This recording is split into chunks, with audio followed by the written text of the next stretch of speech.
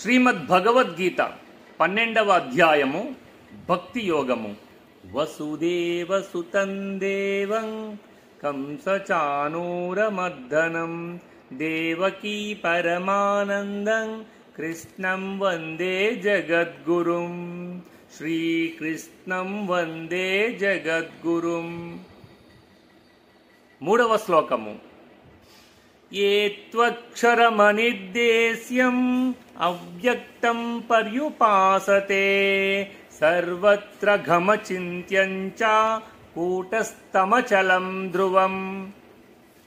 ఎవరైతే మనోబుద్ధులకు అతీతుడను సర్వవ్యాపియు అనిర్వచనీయమైన స్వరూపము గలవాడును కూటస్థుడును నిత్యుడును నిశ్చలుడును నిరాకారుడును నాశరహితుడును అయిన సచ్చిదానంద ఘన పరబ్రహ్మయందే నిరంతరము ఏకీభావ స్థితులై ధ్యానము చేయుచు భక్తితో భజించెదరో అట్టివారు ఆ పరబ్రహ్మమునే పొందుదురు. 4వ శ్లోకము.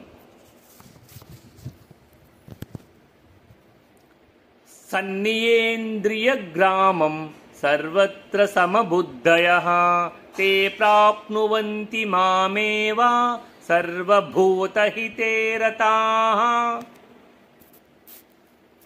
ఇంద్రియ సముదాయమును పూర్తిగా వశపరుచుకొని అన్నింటి యందును సమభావము గలవారై సకల ప్రాణులకును హితములు చేయుగోరువారుగా ఉంటారో వారు నన్నే పొందుదురు.